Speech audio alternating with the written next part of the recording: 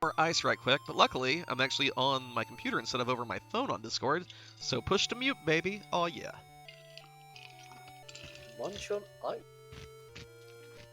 Is the thing he does. Alright, you guys should... Oh, there should be sound. I did not transition it. There we go. Now you guys are live. Oh, wonderful. Alright, wrong channel.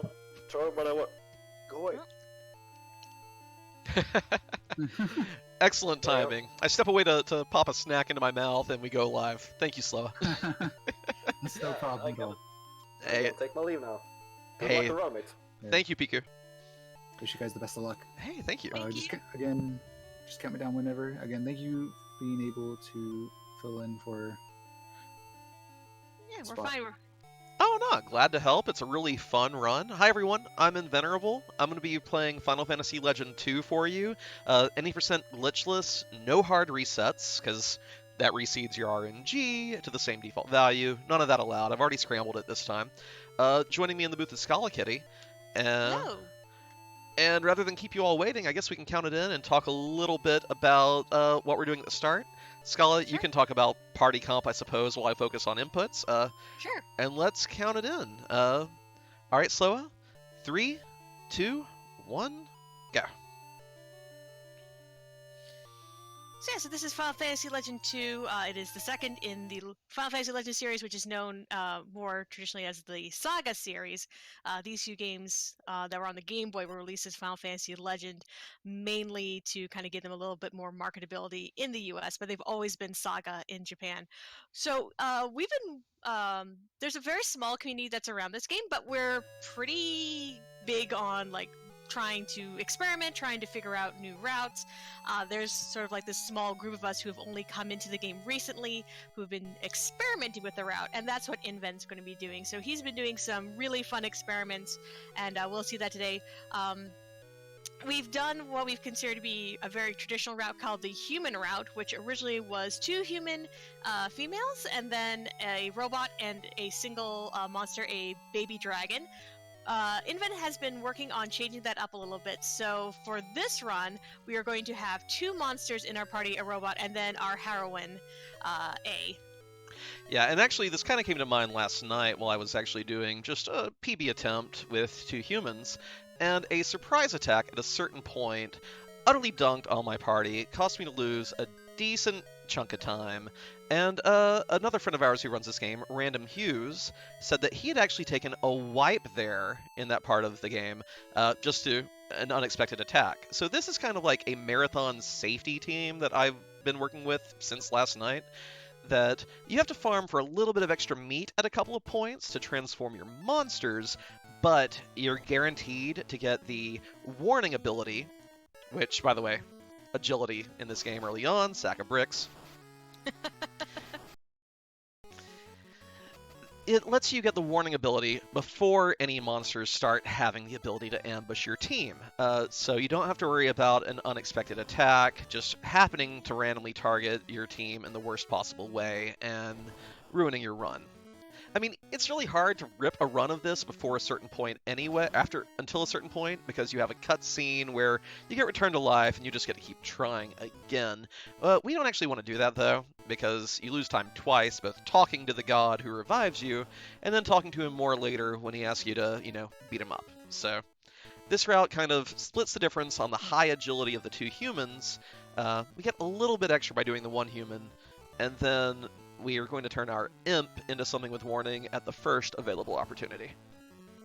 Yeah, and as you can see, Inven's going to be avoiding pretty much every single random encounter that he can. That's the majority of this run, is trying to run away from pretty much everything. Which we kind of... a lot of our build, especially for our robot, is going to be based around raising the robot's agility as high as possible. That ends up having 2 really nice effects. It ends up making it very easy for us to run away. It also ends up making it very easy for our robot to do a lot of damage. And this is our first little meat grind at the very beginning of the game that we've now built into this run. Yeah, we want to get the baby worm meat here to turn our baby dragon into a silver, just because it is a massive agility boost, and every point of agility gives you roughly an extra 2% chance to run from a random fight. And since we do have some really slow NPCs that'll be joining our party in these first few worlds, we would like that meat. So if you're going for a PB attempt at this point, you will usually just reset if you don't get it first try. But Marathon, we'll just save, we'll farm it a little bit, and there we go. Yeah, this is definitely, as far as the meat grinds go, this one's definitely on the easier side. I almost wonder if they kind of programmed it that way, since this is like your first kind of real chance to do that, just because if you don't know how monsters work from playing the first game, Saga 1 Final Fantasy Legend 1, this is a really good introduction to the meat evolution system. Yeah. Which we are going to be taking advantage of to the fullest. Oh, yeah. This entire run, like, even though it's named after who your first character is, whether, you know, human or Esper, whatever party you want to go with, this particular route through the game definitely relies on your one of your monsters and your robot to take care of pretty much all the heavy lifting. Yeah, it's going to be pretty rare that we'll even have to do any inputs with our human until... well into the run. About, what, an hour and 10 into the run or so? Yeah, kind of around the time when all of a sudden your favorite breakfast fruit and source of potassium takes on a more, diabolical meaning. But we'll talk about some of those translation silliness as well when we get to it.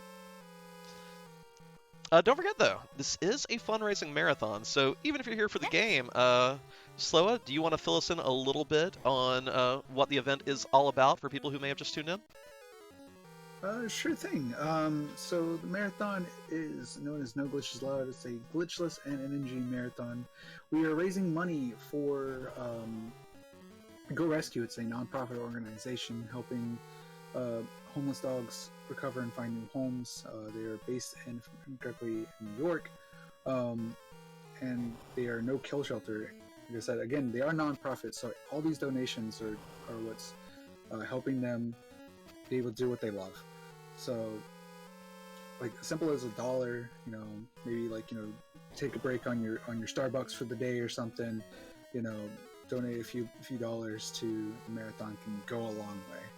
So that definitely, like I said, definitely helps out. And we also have incentives. If you hit exclamation point incentives, you can check out all the incentives we have that are coming up. Yeah, although I am not a dog owner myself, I am definitely a dog person more than a cat person. One of my favorite weekly events I do locally is pub trivia at a local brewery. And there are always at least 24 dogs there, and I don't even care about the trivia anymore. I just go there to play with the dogs all night. So if you love dogs, make sure you get those donations in and look at these upcoming runs and incentives. Yeah, it looks like there's going to be a lot that you could put your money towards and get to help out some adorable dogs at the same time. By the way, for those of you who've noticed, since Mr. S, our sensei from First Town, left our party, we have not failed to run a single time. The run algorithm takes into account how many active characters you have, so to speak. So when you're down to 4 instead of 5, all of a sudden your chances of running improve. And if one of your characters is dead, your chances pretty much go through the roof. I don't think I've ever failed to run with a deceased party member. So that's one reason we actually strip the armor from our human at the start of the game. She is more likely to be targeted, so if we do get a can't run, ideally the monsters will just go ahead and beat her down, and we can then run the following round. Yeah, this sort of idea with the party order does come into play a couple of times during the run. We do a slight... from when we started running, we have changed ever so slightly where we do some like equipping to better make use of the party order, just to hope that one of our characters who will be on the defensive later is less likely to be targeted. Yeah. Oh, and we did get key. I might want to go ahead and do that menuing before I forget and walk on. We do slap a whip on our robot to make it a little faster and a little stronger with those speed agility-based attacks, and we give it the speed magi for pretty much the same reason. Each magi we get does bump our agility stat up, so we're looking forward to collecting those over the course of the game. They'll automatically factor into a robot's stats without having to equip every single one. But now my favorite thing to do on this route is count how many can't runs I get once Key joins our party. She is made of bricks. You'll kind of figure out why later on. It may not be canonical, but we like to joke about it. You'll see that in just a little bit. So fingers crossed we get through Zombie Dance Party base here without too many can't runs, if any at all. There's always the hope. Or even better, hopefully we'll just get to a point in the encounter table we don't have too many encounters, just so we can actually savor the dance party music. Lots of great music in this game. This is one of my favorite themes, probably my second favorite. My first one, oh, you'll know it when you hear it. You will know it when you hear it. Yeah, Hughes and I were talking about this last night, about how this is a sort of a combo job on the soundtrack. Half of it was done by Nobuo Uematsu, who I know a lot of you know from Final Fantasy. The other half was done by Kenji Ito, who later went on to be basically the main composer for the Saga series. Ooh, 3 fights in 4 steps, worst part of the encounter table, along with these Asigarus, which have pretty high agility. 2 can't runs, but luckily they're kind enough to kill A off on the first turn, so we do get to run on the second. Not optimal, but you know, RNG gonna RNG.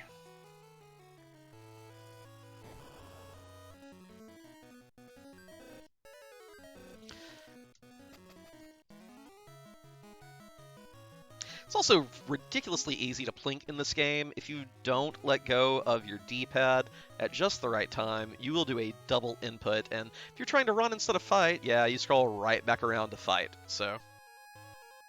Don't move left, thank you. Keep on dancing up there, zombies. That is where you belong. We can occasionally get what we call a frame roll, where we move right through the zombie if they're moving at the same time, but it's easier to just avoid them than try to see if we can do any cool tech like. It is pretty fun when you can pull it off, though. Oh, it is always fun.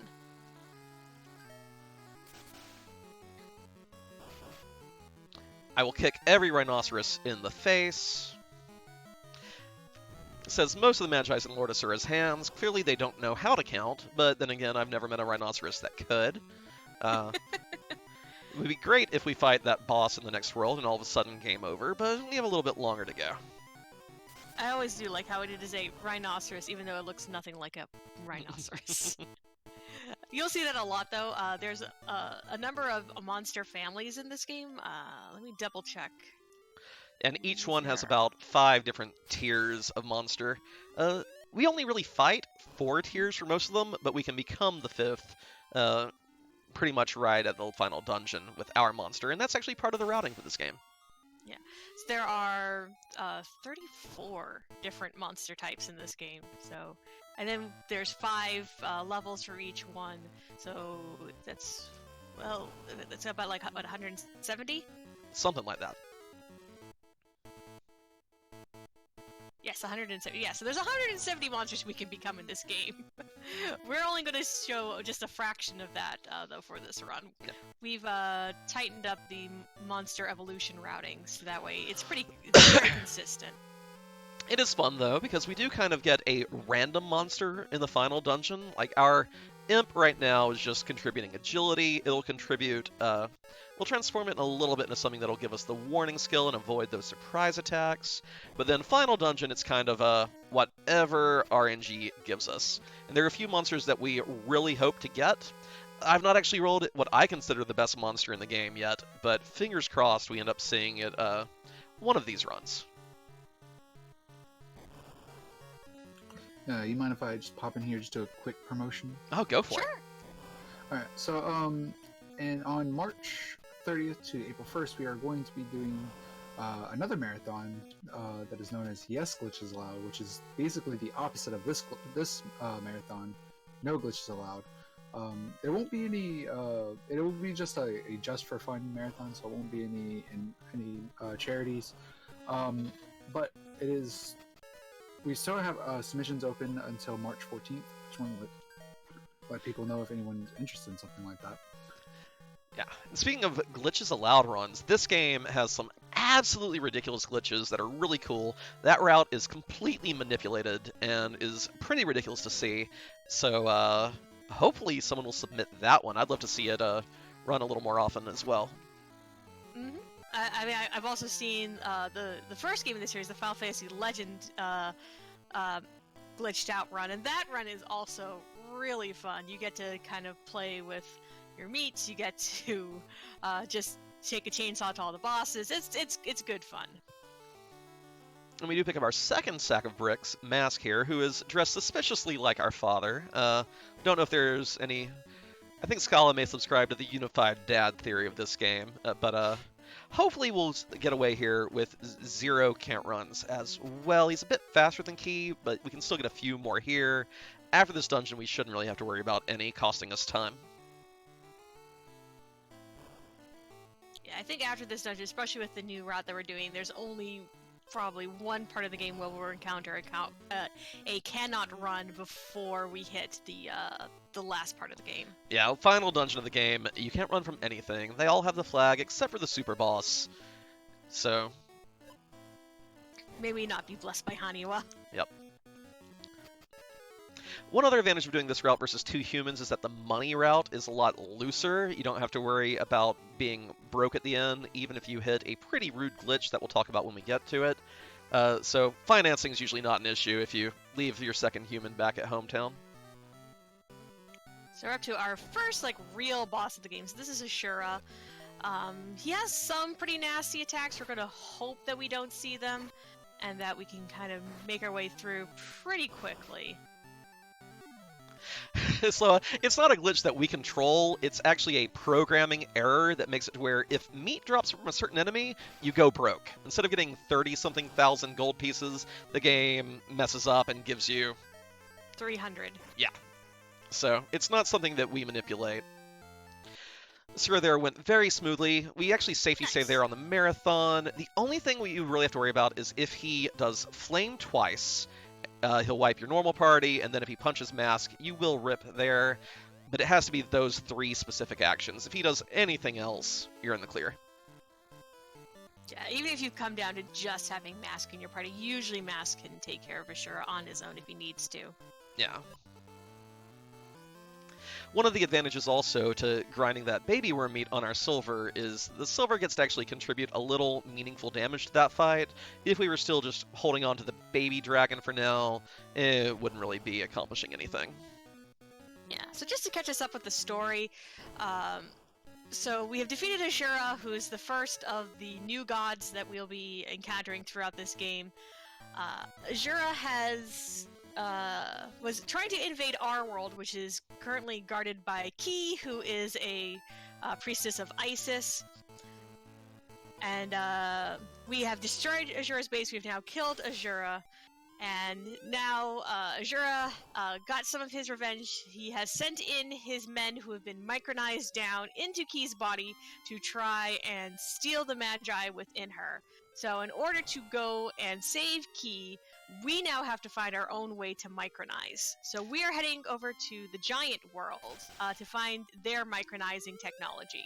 Oh yeah. When we say Ki is made of bricks, we mean she has a ton of magi in her body that she was just born with for some reason, pieces of the goddess Isis.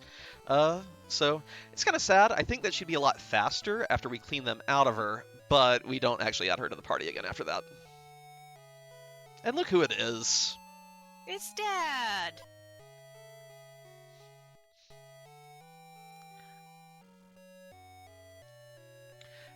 Absentee father, I don't want your magi. I want the child support UO. Well, in this case, we kind of do need the Magi. That's true.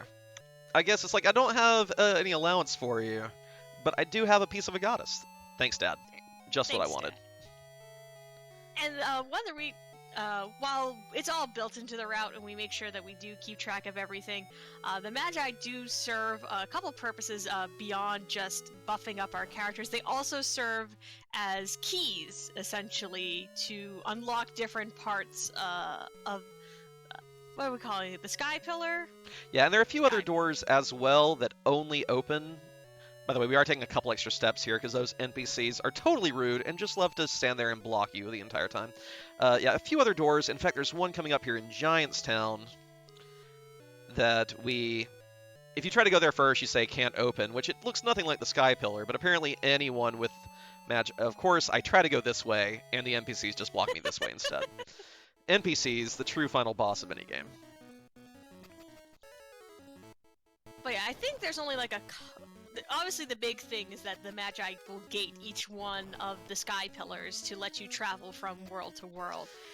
There's a few other places where Magi do gate a little bit of progress, Yeah, like within a world.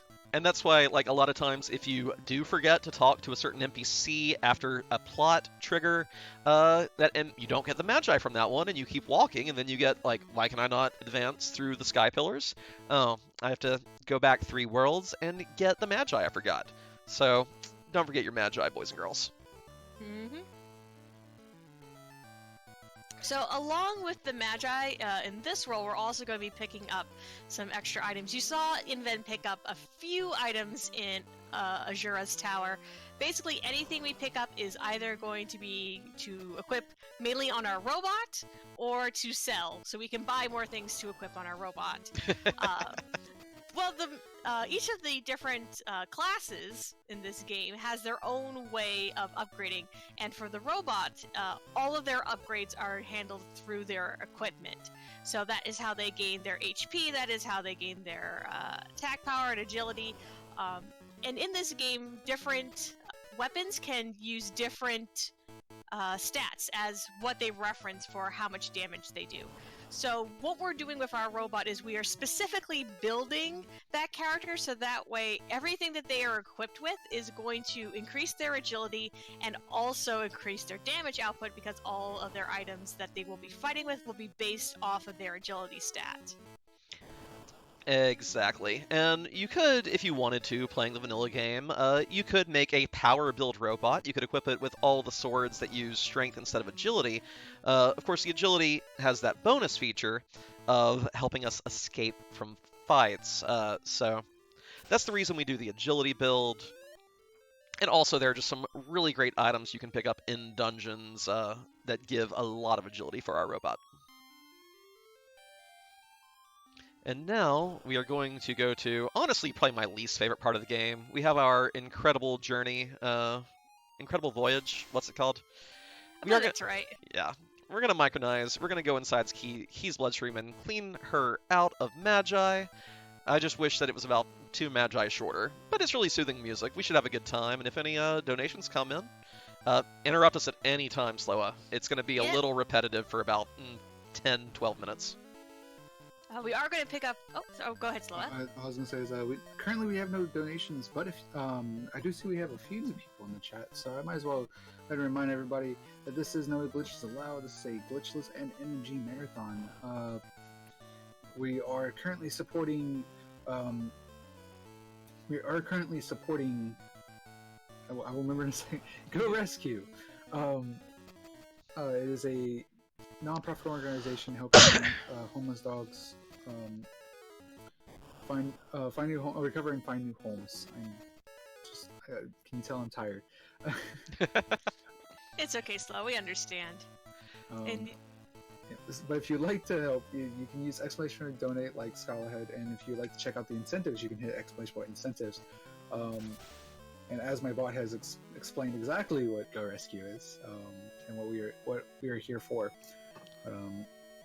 Anyway, that's all I really need to say. Also, we have Yes Glitches Allowed that is coming up in March 30th and April 1st, like I had said before. I kind of did say that recently, but I might as well bring it up again. And Sloa may be too humble to do this himself, but I'm going to shout him out. If you are not giving him a follow, he has been working so hard this week across where am I walking, by the way? Across multiple fronts. Not only restreaming here for this marathon, also doing multiple runs for the RPG Valkyries, RPGs We Love marathon. Great job with that Final Fantasy Tactic run the other day, and I know you did another one today, but I forget that game's name all the time. Crosscode. Crosscode, yeah. So Sloa's been killing it. Make sure you give him your love as well. And also, we did have a question from chat, from Eisen TV, asking us what is our favorite Final Fantasy.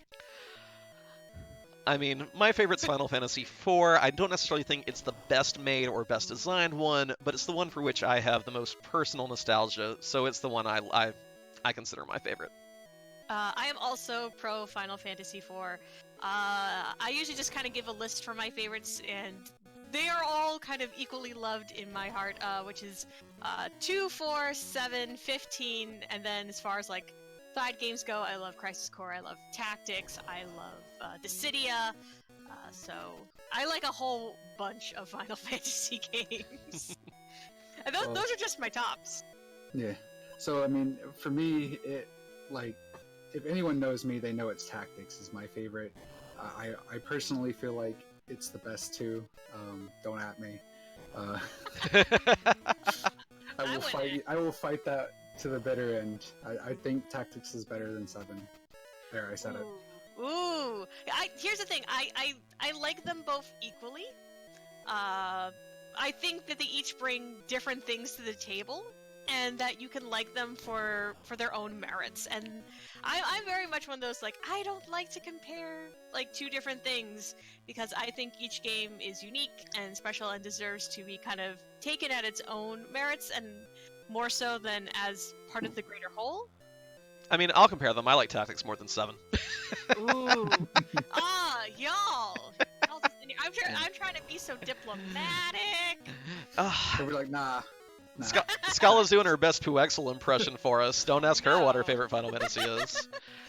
Well, I also just got done helping commentate Final Fantasy VII, so I might have a little bit of a bias. My favorite one of the... That 7 run is very fun. I run it myself. Oh, yeah. 7 PC is a fantastic run. I want to learn it at some point. It's an easy and great run. Definitely wouldn't be here, that's for sure. No. Well, but it could be for glitches allowed, because it is. Yes, glitches allowed. Yes. It is yes every glitch basically for that run. Indeed. And since this is no glitches allowed, we can talk about a few of the things we can't do in this game that you can otherwise do. You can heal your robot by moving gear along within the robot. You can glitch your trash can to give you extra items to use. You can manipulate your entire route because the seating is the same every time you do a hard reset. You can teleport while riding a dragon later and completely break everything. What is the world record on the glitch version of this game, Scala? Give me 1 second and I will pull that up for you. Like, the current world record for this category is 1 hour 40 minutes plus change. Hopefully, Tarima will get another great run and break it down below sub 140 a little sooner rather than later. But the glitched out version is the current dream for this speedrun. Yeah. Let's see. So Final Fantasy Legend 2. But you break out the glitches, and all of a sudden, drum roll. Right. For the any percent glitch, for just plain old any percent glitch, it is 8 minutes 8 and 52 seconds by Catclaw. For no credits warp, that is 35 minutes. 35 minutes. So if you're doing the credits warp, under 9 minutes. If you're not doing credits warp, you still shave over an hour off the glitchless run. So things can get pretty wild.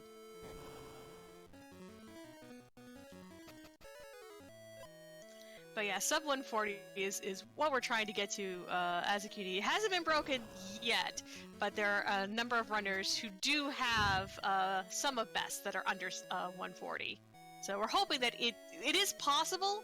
It's just getting everything to line up properly. Yeah, and it is tricky also, because your sum of best will be lower than what you can probably get on a given run, because the step count, I mean, the step RNG in this game for encounters, like, counts up to a number and then back down. And so, over the course of the entire run, it's going to kind of average out. If you get really lucky, like Tarima did the other week, you can actually make it through the final floor of the final dungeon with only 2 encounters. That's the dream. Of course, that run ended up being invalidated. Tarima figured it out themselves and didn't approve it. But one of the really tricky things on this run that I lost runs to when I was first learning it is because you can't manipulate encounters. if you reset out of a random encounter, your run's invalid. And there are certain spots where you will reset to grind on set encounters. In fact, we'll be doing one right up here in a second. So, if you if you reload your game and it's a random encounter and you accidentally reset because you've been resetting trying to get meat, rip run. Anyway, we're saving here because we want to get this phagocyte meat, because it'll let our imp become a chameleon. Oh, first try. Yes. Oh, so nice. Yep. So I'm not too familiar with this game. I'm very curious. Is there like, so I know it says it's no hard resets. Is there soft resets? for this Yes. game? Yes. If you're playing on an original Game Boy and you hit start select A and B at once, you'll reset back to the title screen, but your RNG is still where it is. If you power off and back on, it starts at the same seed every time. You'll note I did this before the stream went live, but we always scramble our RNG. We load a prior save, and that first thing when it spawns in before you even take a step is an encounter.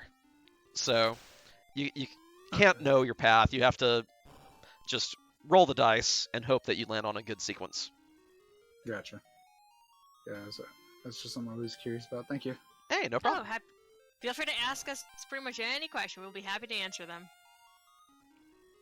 Yeah, I can't tell you like the exact algorithm for trying to run from a fight, but the gist of pretty much everything Scala and I, we got you covered. By the way, super exciting to get that phagocyte meat there. Again, the way that I do my marathon safety route is I do have to grind for meat at about 3 different points in the game. And of course, if you get it first try, more power to you. Absolutely. I like to call this guy Bowie the hero because of that swanky bandana, but he loves getting in my way, so. And of course, long man here. That theme right there is not insidious at all, right? Absolutely not. It is totally the theme of someone who only has our best interests at heart. I mean, totally on the up and up. Absolutely. Oh, since I noticed that Apollo is a pretty interesting color in that scene, do we want to talk a little bit about why we had the color palette that we do? Oh, of course. You want to talk about the run we did the other night and one of our favorite things that we do with this?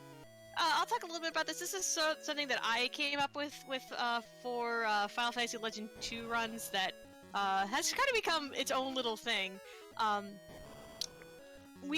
This is totally allowed for this run. We play on emulator. We use the approved emulator for this run, which is Gambate. One of the fun little completely, cosmetic features of Gambate is that you can program your own Game Boy Color palettes. So I started just doing custom Game Boy Color palettes, just for fun. And then for a different marathon, I decided, a really unique and very strange incentive would be to make the chat be able to pick my color palette. And then I was like, well, how could I kind of parlay this? And so it became a game where chat could decide if I had to have a bad color palette or a good color palette. And then we started adding in more and more color palettes. At this point, for the last time we did this, we have 24 color palettes in total, 12 good, 12 bad, and chat gets to donate to make us rotate through. The bad ones are really bad.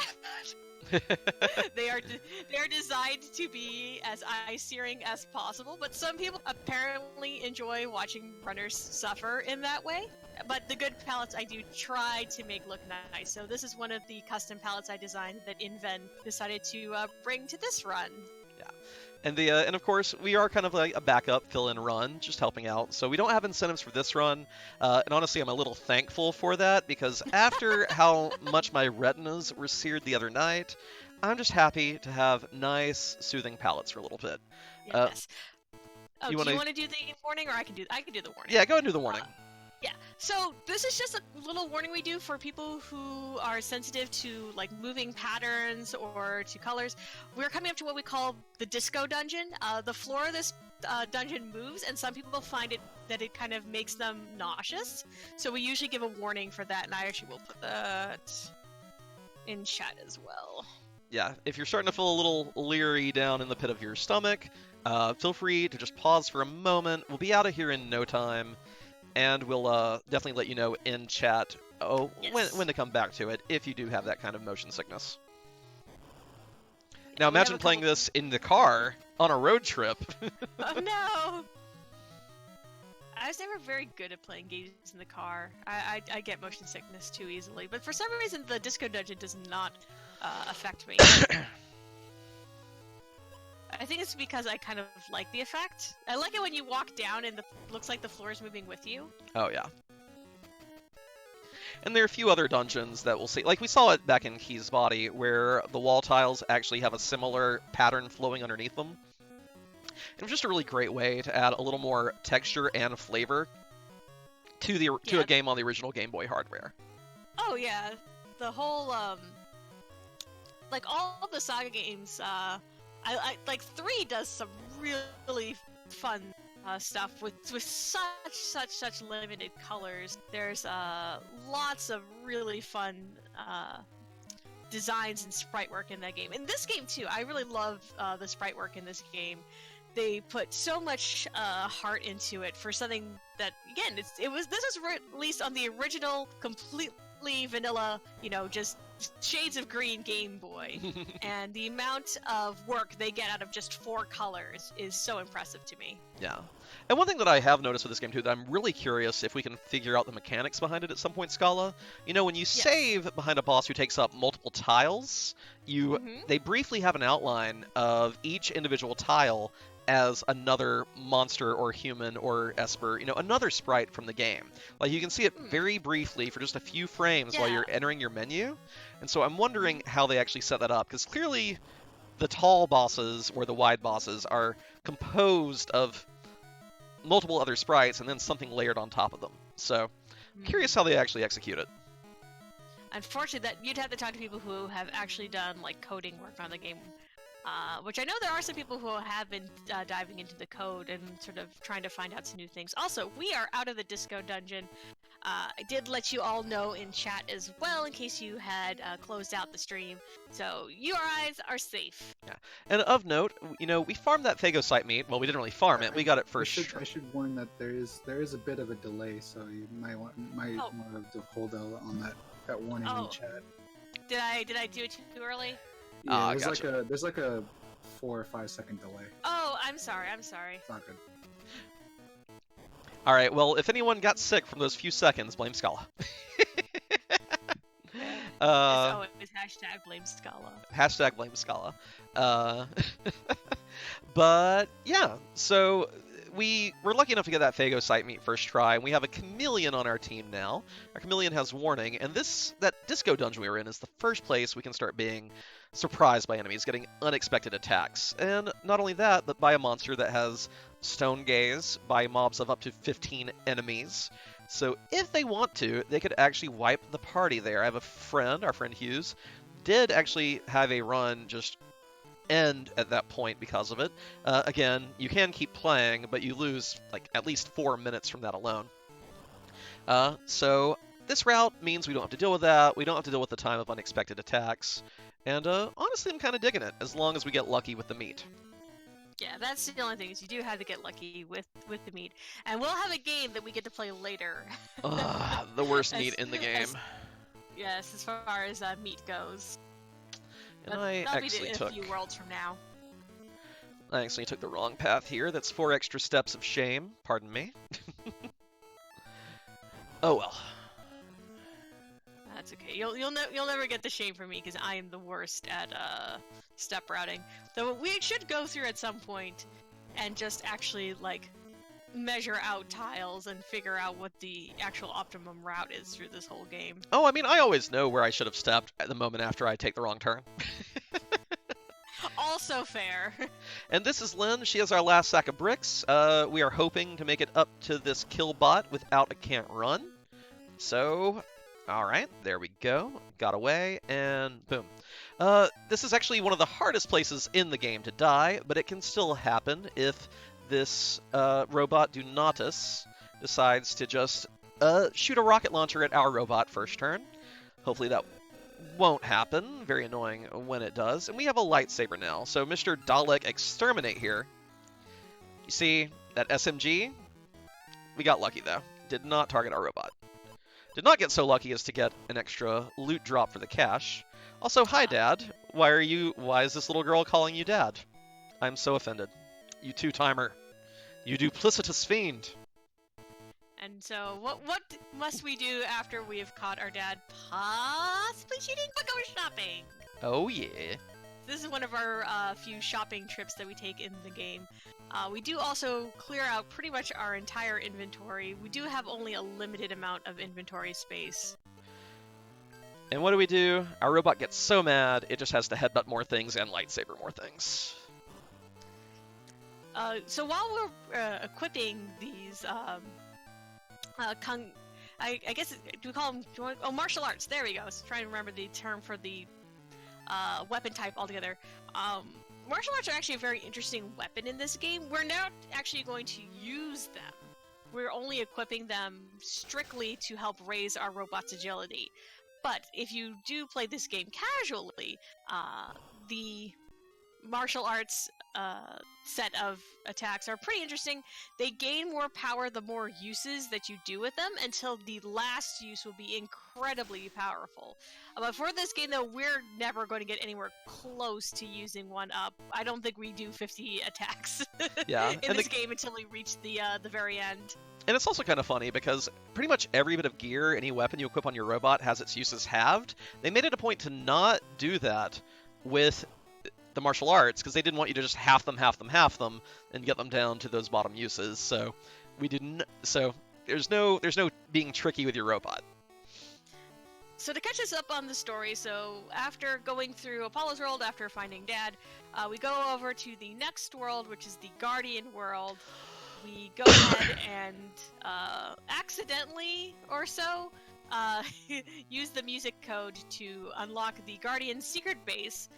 If you notice, we use the tune Heroic Theme, which has appeared a couple of times when we've met Guardians in the past. So we finally have caught up with Dad, but there is absolutely no time for us to enjoy having caught up with Dad before the base is attacked and we are thrown into a series of battles. You actually can have a little bit of fun, like casually kind of walking around and talking to people in here, learning a little bit more about Magi. Yeah. And the room that's over to your left that you're going to go right past, that's actually the Magi storage room. If you go in there, it's now empty. Oh. There's a lot of like little things like that from the casual game that we really don't get to see.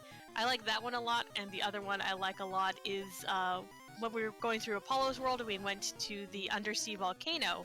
If you talk to the people in the town that's on that little pier there, they believe the undersea volcano is another god, so it kind of debates you into thinking, oh, is there another god I have to fight named Neptune? But no, it's just a volcano. Yeah, because all these other ones are named after, well, all kinds of mythology. We have Greco-Roman, we have Norse. Asura is from water. I'm not sure what Asura is from, actually. Asura, I believe, is India? I can double check real quick. Yeah.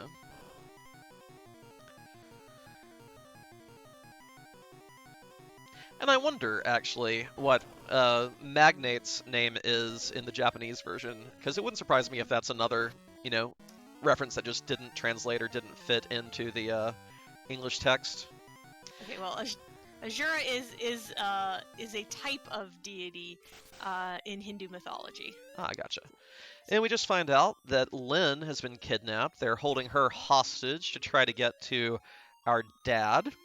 And we're still helping him out. He's a bit of a two-timer, but, the world needs saving. So let's go behave ourselves and not chew him out quite yet.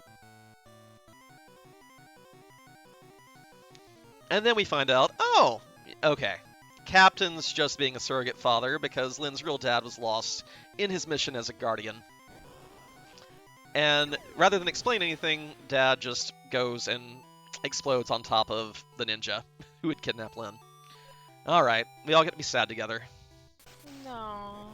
And we have nicknamed this world Ninja Ambush World because that's all that happens here. Yeah. Well, and also the ninja does have the ability to do an unexpected attack. We don't have to worry about that because we took care of that by getting our chameleon, so we will never be surprised by ninjas. So I guess we should just call that Ninja Slaughter World. We do just chop it up with a lightsaber, right? We did indeed. Instead of talking to Lynn for storyline, we're just going to take the Magi and run. Yeah, you can talk to Lynn for a much longer story, but we only care about the Magi, and you can get that by just talking to her mom. So sad music, sad music, sad music. Dad is dead. We didn't see him for years. We run into him twice. We get angry at him. And now he's gone. And it's up to us to avenge him. Yes. Also, I did go because I can do that very quickly. I did look up what Magnate is called in Japan. Mhm. And Magnate is actually pretty much the correct translation. It is does not refer to any specific deity. It is the original Japanese term, and hopefully I can pronounce this right, is Ogosho, which is a sort of a rank in the military that Oh. existed during the Edo period. So I believe it was it's related to like I think just below like a shogun from what I'm understanding. Okay.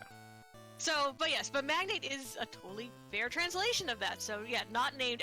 He's considered to be separate from the new gods, Oh, okay. which are officially Ashura, Apollo, Venus, and Odin. This is, by the way, Venus's world. Hi, Venus. Don't think you find any Magi here, though. Ho, ho, ho. She said here at the start, and then the translators typoed here again, probably just going too fast and having the first version of it stuck in their head. These things happen. And this world is kind of like a major roadblock for people playing the game as children. Like, or at least it was for me. You get up to Venus at the end of this world. She has some pretty cruel attacks. She just spams flame on you. She can dunk you. You probably don't have quite the damage output that our team has with our killbot. And of course, this world also has these jerks. There are at least 2 different monsters in this world that can do unexpected attacks. But again, this route, we have our chameleon. We don't have to worry about that at all. And so if you do this version and you find that on your routes you lose time early on farming for meat, you'll usually find that you gain quite a bit of time in this world just by not having unexpected attack.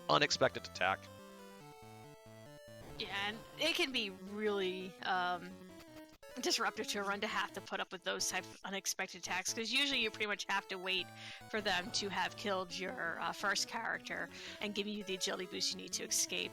Yeah, and all 3 of those were a pack that could ambush us with a 25% chance, so odds are one of them would have. But again, we don't have to worry about that.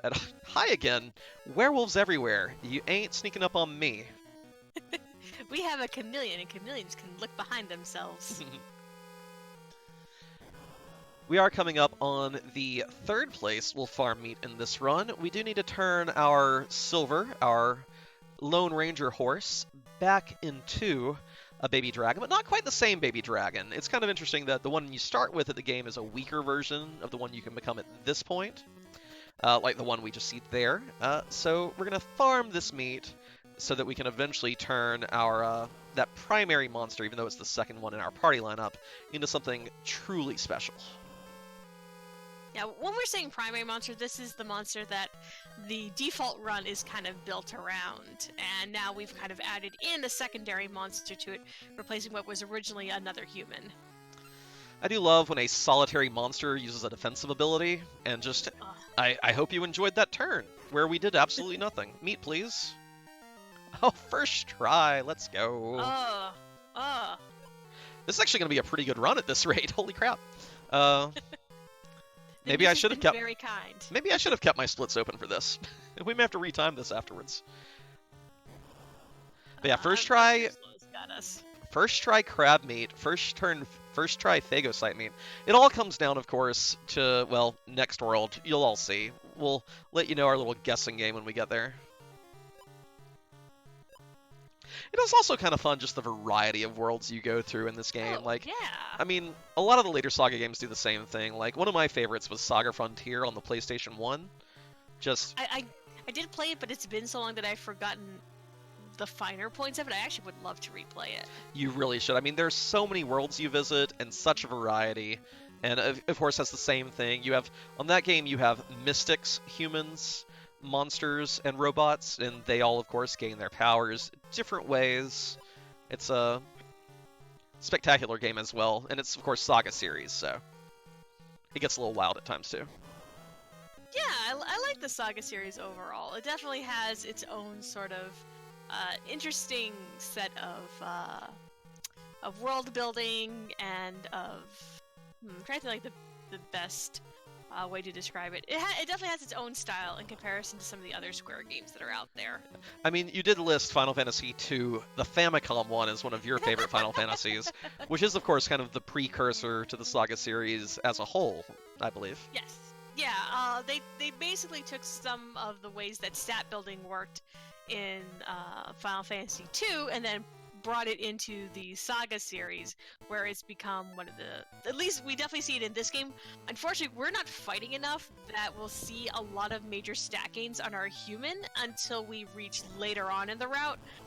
When we get... You saw a little bit of it while we were in the Guardian world, where you saw our human probably gain like a little bit of extra HP. We're going to be kind of banking on that when we get to what we call the final gauntlet to hopefully allow our human to gain enough HP that she can survive a couple of rounds with the final boss. She won't survive until the end, but she can at least help do some damage to it. Yeah, because and of course, also your physical stats in this game, your strength, your agility, your mana stats are increased similar fashion. You use an ability that takes advantage of that stat, and you have a chance of increasing it, especially on humans. So use a strength weapon, gain strength. Agility weapon, gain agility. We're never going to be taking any actions like that to really pump our human up. So it's going to really, for us, depend on weapons that do set amounts of damage, which we'll see those a little later. And we now have a Stalker chasing us through this mysterious volcano coming up. Well, of course, we do hit the 3 encounters in 4 steps, so there we go. Hi, Leon. Bye, Leon. You're not as sneaky as you think you are. So, catching us up again on the story, so here in Venus's world, Venus is very obsessed with beauty. And so we saw kind of as we came into this world, she has this beautiful high-tech metropolis that she has made her home. And then anyone who is deemed to not be up to her aesthetic standards is then kicked out and sent out to the sort of the outcast village that we passed through. Leon, who is now following us through this volcano, is someone who has been sent to the village of outcasts. He is worried right now about Flora, his beloved, who currently is still within Venus's metropolis and has been betrothed to Nils, a very handsome devil. So he's sort of trying to figure out what we're up to. As for the appearance of the volcano, this is something that we skip over, like, and it also is very easy to skip over in a casual playthrough. If you talk to some of the NPCs here in Venus's world, you find out that there's been a lot of strange geological happenings recently, like earthquakes and everything. And it's heavily implied throughout this run that those kind of occurrences are because the balance of magi is currently out of whack. And that's going to come back in a big way once we reach the end of the game. Although it's kind of funny, because at the end, you know, she does say, oh, it's just the world gets old. You got to do upkeep every now and then. Like, everyone tries to blame it on the Magi, and then Isis is like, whatever. Well, we're definitely not helping things. Yeah. is kind of the long and short of it. One thing I do like, though, is that if you're a fan of volcano levels, Final Fantasy Legend 2 gives you not one volcano, but 2. We get your above-ground volcano and your undersea volcano. Yeah, the undersea volcano has that cool undersea effect that you don't get in the above-ground volcano. This is actually a nice palette for the volcano. Oh, yeah. And I'm so glad that, like, again, just having... Because any one of these fights with the mushrooms in it, it's either the mushrooms or the serpents, can It's also the surprise serpents. you? Okay. Yeah, it's the serpents. So Venus's world, it's very easy to have, 8 to 10 unexpected attacks if you don't have something that has warning. I believe if you look at the encounter, there's a lot of people who've done some deep diving on the code of this game, and they've already figured out basically all the different formations that can be flagged as can't run or have the chance for surprise. Here, we get ourselves a Magi of Power, Leon comes out, body checks us, runs off with it. Because he's not the brightest, he's love-struck, we've all been there. Mm-hmm. And he's trying to figure out how he can possibly save Flora from her terrible marriage fate. Hey, Nils ain't a bad guy. You know what? I actually don't have a problem with Nils. Nils is the one who's also kind of being forced into this marriage and just kind of going along with it because you don't really want to argue with the tall lady who can burn you to a crisp. Yeah, as we learned from the original Ghostbusters, if someone asks you if you're a god, you say no, but I have enough magi to cut you up with this lightsaber anyway. That happens in the original Ghostbusters, right? Sounds legit. I mean, I know they're remaking it again, apparently. Well. Eh. Anyway, for those of you who've been waiting for the best music in the game, it's about to hit us. It's so good. Yes. This whole scene is one of my favorite scenes of the whole game. So Inven's going to be obviously skipping through the text real fast. It's Wedding Crashers Part 2. Yes. Basically, we get to go and crash a wedding. It's great. It's all full of drama. There's all this sort of fighting. Then Flora's going to go, and she's going to take a knife, and she's going to just like scar up her face. It's sad. In the remake of this, she only gets like a teeny tiny like Squall Leonhardt scar, and I'm like, no, she should have like a cool scar. Like she's been pirating. Yes, absolutely. So this is what we're gonna actually heal up our robots because we just went through that volcano. Yeah, and we're gonna hope that we get good rolls. We hope we don't get that. Flame is the only threat here. She has a lot of attacks that aren't flame, and we would like to see attacks that aren't flame. Oh, Blitz could have killed us. Can you use charm, or can you just die? Thank you. Whew. All right. Whew. That a little dicey, but clean in the end. Yeah, Venus is really good at wiping your party. If she just decides to do flame twice, even having a fully healed robot won't save you. So ideally you like her to whip your front row, you like her to use charm on your front row, things like that, so your robot can just slice and dice. But getting it in 3 turns feels good. Sometimes it can take 4, but, we made it through relatively unscathed. Just, everyone dead but the murder bot. It's okay. And the story has been resolved, so Flora and Leon are going to get together, and turns out that there's a girl who has a crush on Nils, so he's going to get a date. Everyone is happy. Even our party's just like, yeah, that was nice. We got to crash a wedding. We killed a god. We stole all the cake. I think everyone had a good time there. Oh yeah. We're going to move on to the next part of the run, which is basically where RNG comes to bite us. Yeah. But that was definitely the best murder wedding ever. Hey, we're basically having 2 weddings and a funeral. What's up? But yeah. Do you want to go ahead and explain how rude the Watcher meet can be and just what people in chat should be guessing for? Good estimates, things like that. Sure. As Obdabit points out, Flora also has a cool scar. So everyone wins. So this is a race world where there's a race being held on. Again, it's something that you can find out in the casual playthrough is that Apollo is actually the one putting on this race. So we're gonna do some dragon racing. This is another part where you can get a surprise attacked, but again, we don't have to worry about it because we have warning. What we're trying to do is there'll be some forced encounters as we go through this race. The first one is with a Medusa. We're hoping to just plow through that. The second one, though, and this is the important one, is with Watchers. Watchers are these large eyeball monsters, and they have a lot of really good attacks. They have a nice big health pool.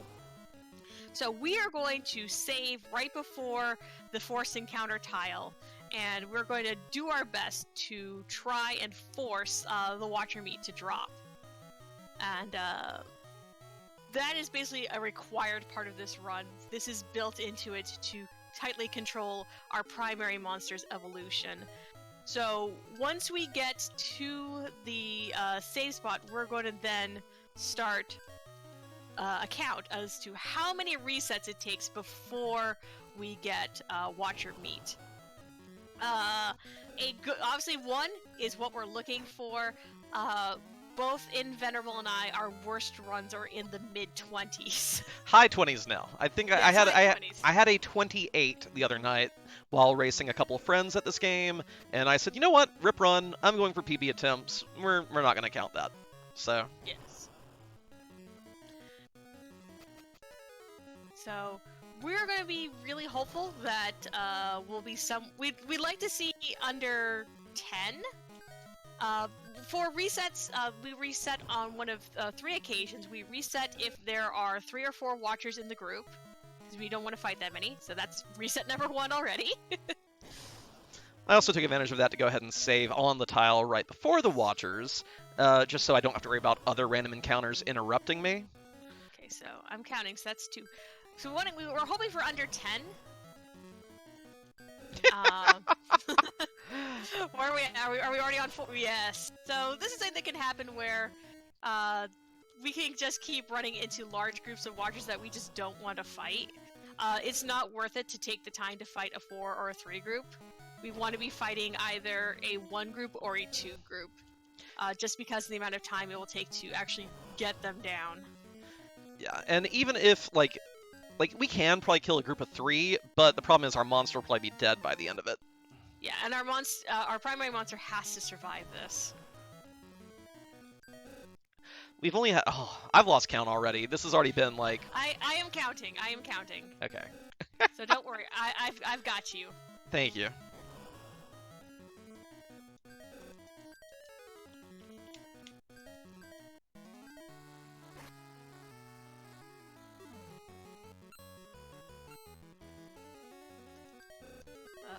Holding my breath, hoping that we get there.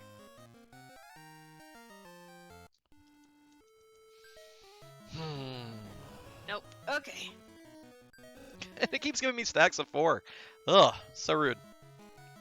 But this is Watcher basically kind of defines whether or not you're going to get a PB. Yeah, if you've ever seen a Final Fantasy Mystic Quest run, we like to say this is the equivalent of our Pazuzu's Tower right here. Yep. Still not yet.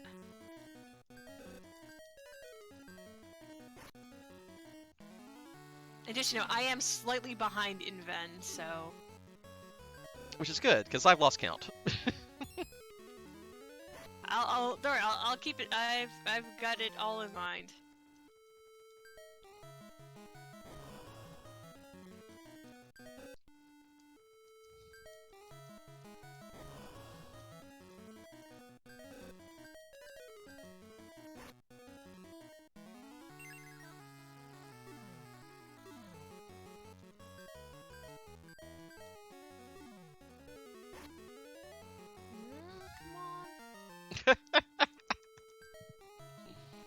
I'm going to take that laugh. I heard that laugh. I know what happened. Yeah. Just keep counting. We'll get there eventually. I am counting. I'm doing my bestest.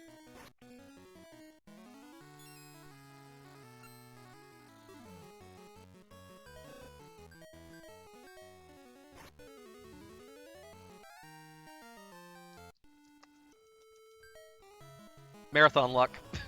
Oh, man.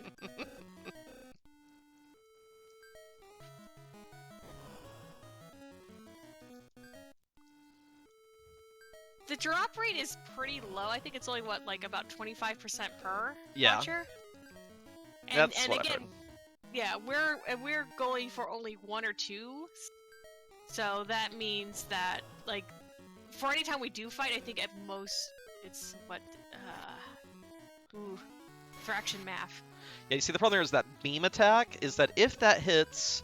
Also, if one of those hits our baby dragon, well, we have to reset anyway. There it is.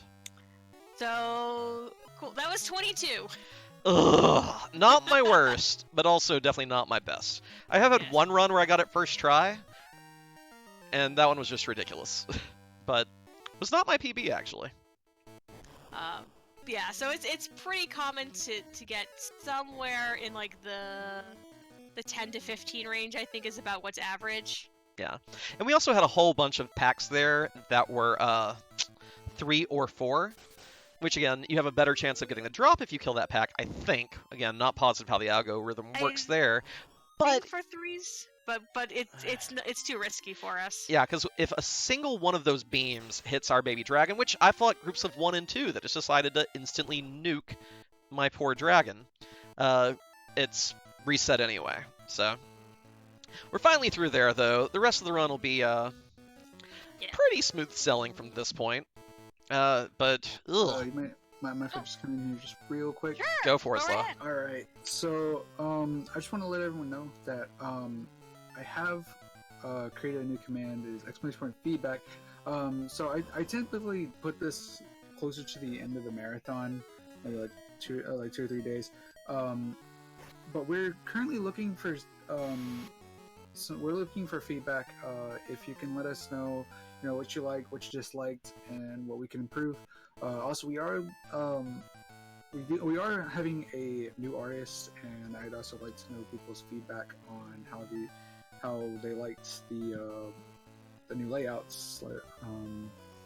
But if you guys could you can remain anonymous. So if you're worried about like us shunning you or something, you can leave yourself anonymous. So I promise you we won't do that though. Alright, go back to the run. Hey, Scala. Yeah, I saw we got a nice drop there. Hey, tell me about bananas. Bananas. So this is one of the sort of running jokes of this run. Nintendo censorship in the 90s was definitely an interesting thing. So we're now in what's called Edo World, which is based around Japan, sort of like just before the turn of the century. We have befriended Hana, who is a detective, who is investigating a smuggling ring. So trying to find out like what's going on with this ring. In the original version of the game, this was a drug smuggling ring. They could not put that, though, in the English version of the game, because that would be a little against Nintendo's policies at the time. So instead, for some reason, this has been changed to a banana smuggling ring. And we're going to go and investigate this ship, and that is apparently full of bananas. And find out what's going on. If you do talk to some of the NPCs around town, though, they will kind of make light of this and ask why bananas are not allowed here.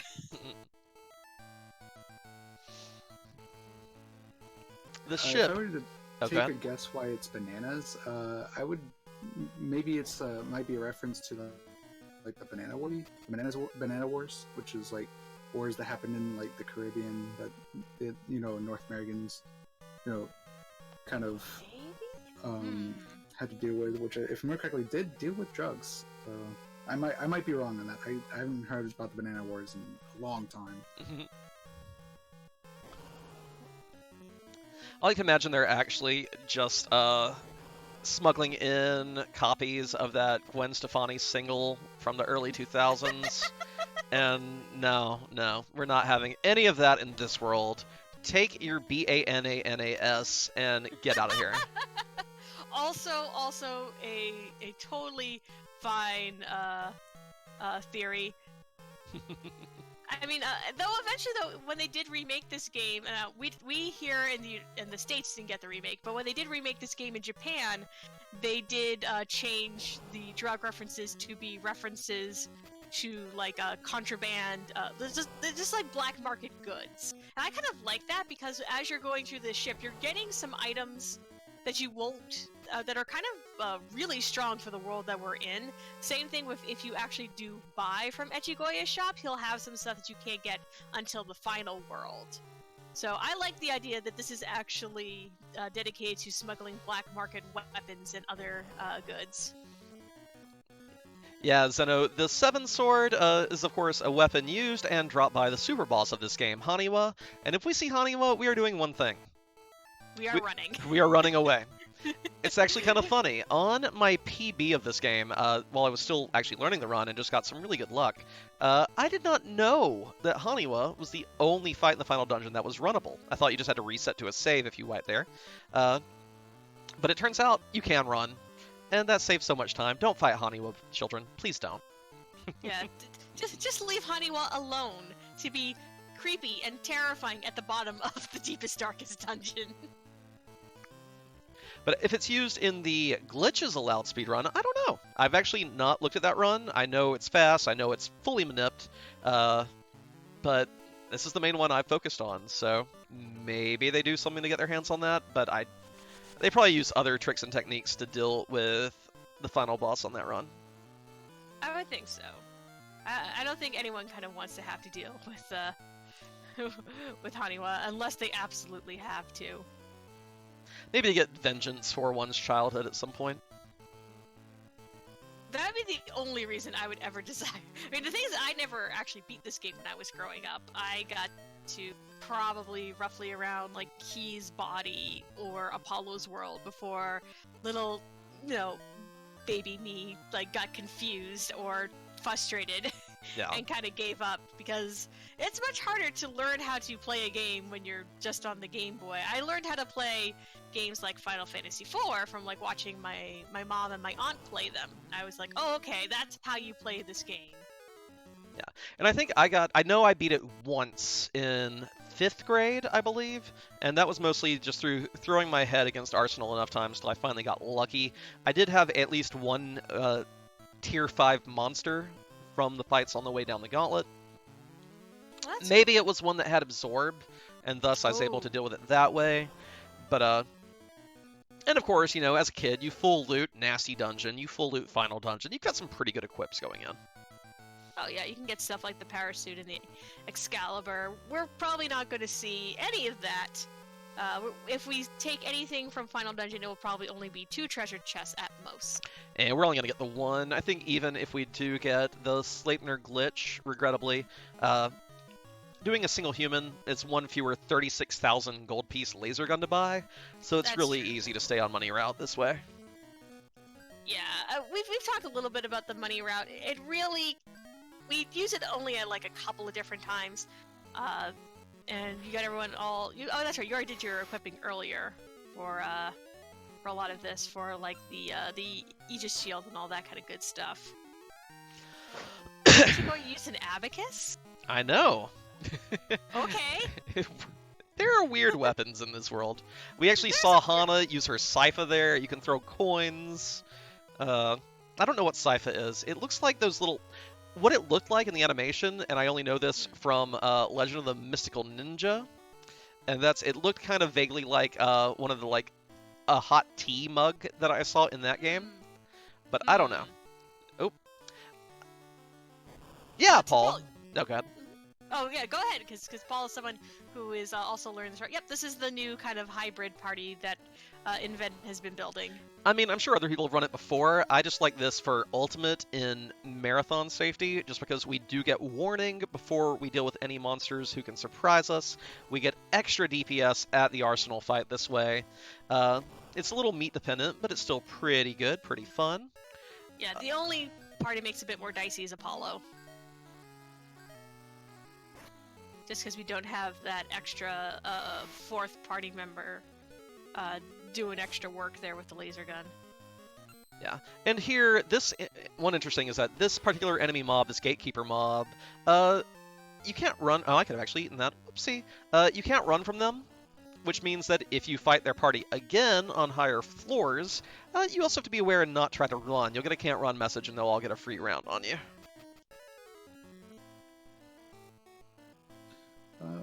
I'm just going to come in here real quick. Yeah. Just do a little bit of promotion.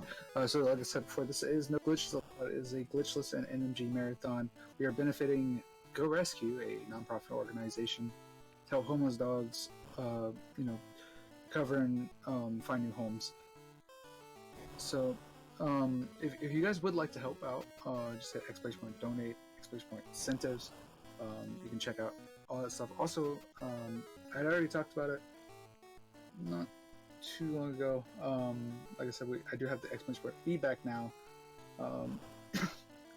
So if you've been watching the whole marathon, or even if you're just now tuning in, you can give us a little bit of feedback, even if it's just a little bit. Every little bit helps. We always tend to try and get that feedback so we can improve this marathon better for you guys, so you guys can see that. A lot of the complaints that we have gotten, like I said, I've also said, if it's like your first time seeing this marathon, is that our layouts were kind of not the best. So we thought we'd try out a new artist, see how you guys like that. So if you have seen previous no glitches allowed, please do give us feedback on that. Especially, we need to know if you guys like this better, if you guys like this worse, or if it's about the same. You know. Anyway, back to there. Hey, thank you, Sloa.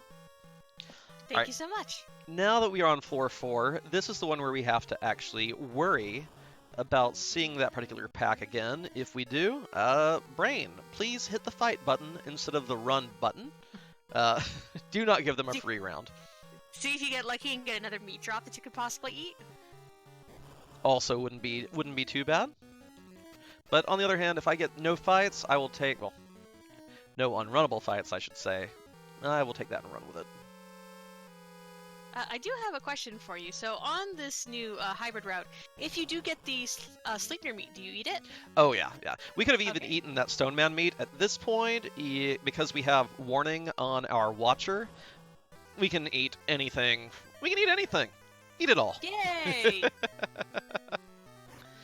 Oh, here, it's the boss of the world. It's Shogun. He's collecting magi. Wait, that's it? Oh, okay. There's someone who looks like a god. We have a running joke in this game that you don't trust anyone who's more than one tile in size.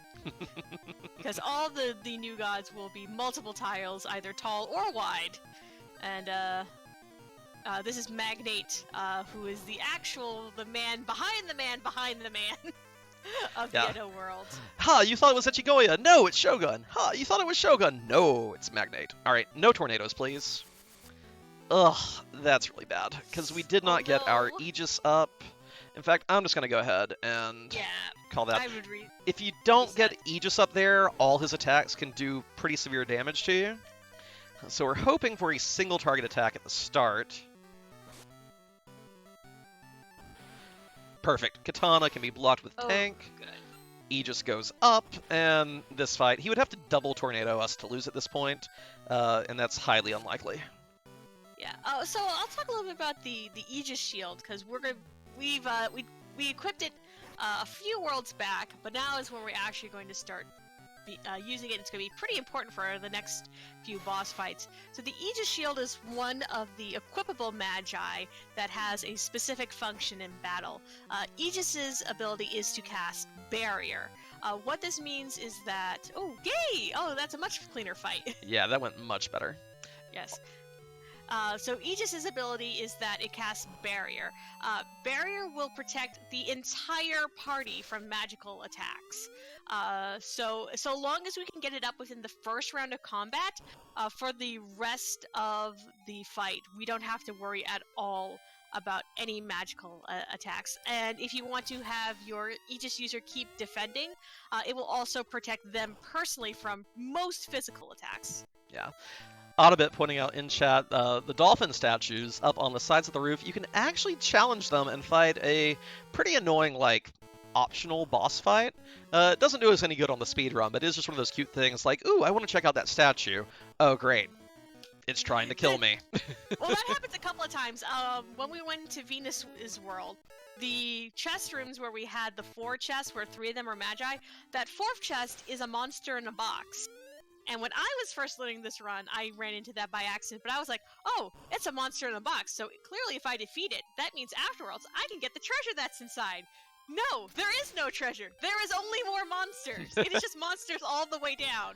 So that's why when I have given my notes to other people to to help them learn this run, I write in very big capital letters, "Do not touch those chests." The same thing can happen in Echigoya's warehouse as well. The door right before Echigoya's room also is just full of infinite monsters. So there's a lot of punishment in this game for taking certain actions that other RPGs reward you for. And you will note in the world immediately preceding this one, we walked into a cave, we picked up a Pegasus Magi, and we noped the heck out. The sylph there will give us a warning saying, "This dungeon's so nasty, better not go in." And it is the largest dungeon in the game, I believe. Tons of great loot. And then at the end, if you talk to her, she'll be like, "See, I told you it was nasty."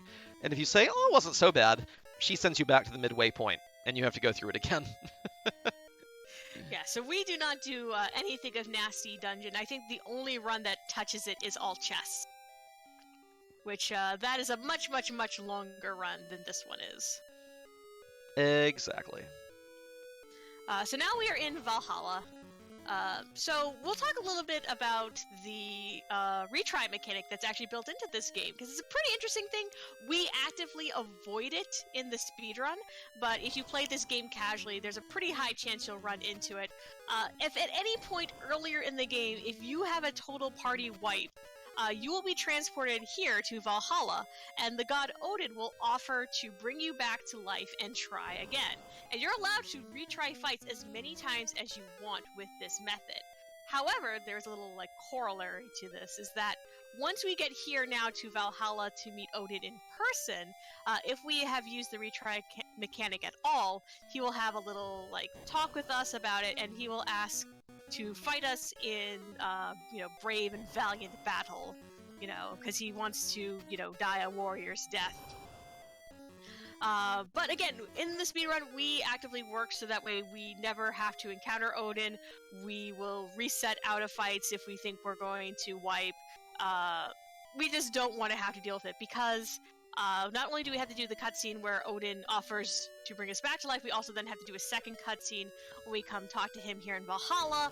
We're skipping all of that, and we're just going to go straight to the fight.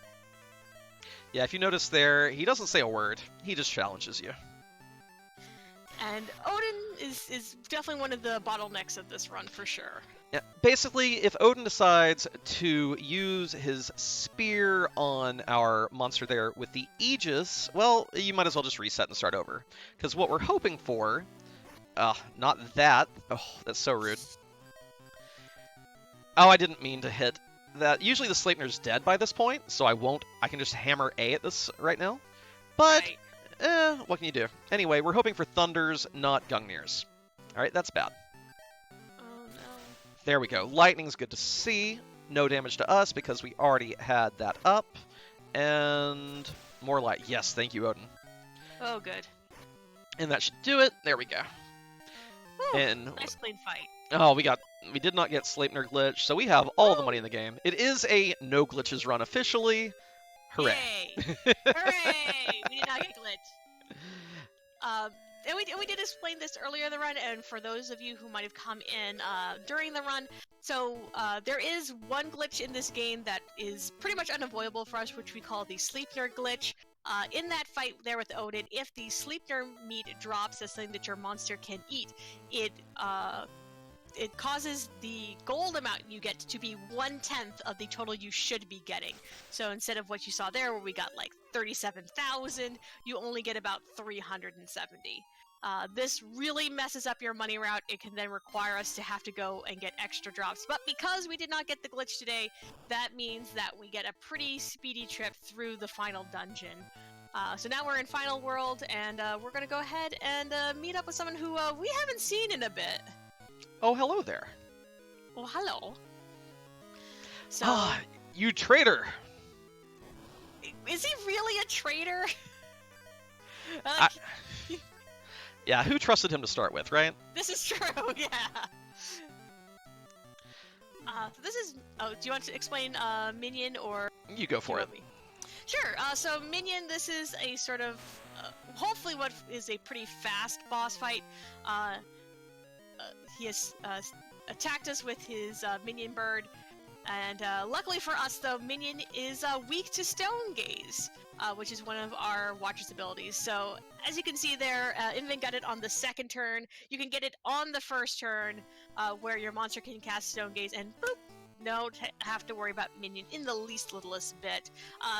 If you miss that Stone proc, though, Minion does have the chance to kind of mess you up, so we do take a safety save there just to be safe. Yeah, we got kind of fortunate there. It let us, we were able to get it second try. It was using Flame, which if we'd gotten our Aegis off in time, we would have been immune to, but we didn't get it up quite in time. We could have actually wiped there, but did get it on the second try, which is fortunate. As far as storyline goes, after we beat up his minion, Apollo has all our friends, and he's holding them hostage. And so we turn over the Magi to him because we're dumb. But luckily, Dad's like, hey, I'm not dead. And rather than being mad at him, we say, what? He says, there's another Magi. Let's go get it. So that is what we're doing now. We're headed into Final Dungeon to get the secret 78th Magi and hopefully continue to save the world. Oh, see? Onibit is here with the meta. Of course, see? Apollo should have used the prison to make sure that he had all the Magi. Oh, you see, now my suspension of disbelief is ruined. Now you're just going to stop running this game. So we're making our way through the final dungeon now with Dad along. We don't have to worry about any sorts of attacks at this point. We're well fast enough that we can outspeed pretty much anything in here. Yeah, and if we were behind on our money route, we'd grab Arthur armor in the cave to our right now. We're not dealing with that because, well, we're on human route. We didn't get Sleipnir glitched. We did pick up one item because it helps with our robot's agility in a little bit, just bumping up those damage numbers, especially because we don't have our Magi to bump it up for us anymore. So our agility's taken a little bit of a hit, and our mana on our floating eyeball monster. Yeah, that is a little bit of one of the nastier parts of this run is that when we have. Yes, it's just called Final Dungeon, but it's not actually the Final Dungeon. It's like it was called Final Fantasy, but it wasn't the Final Fantasy, was it?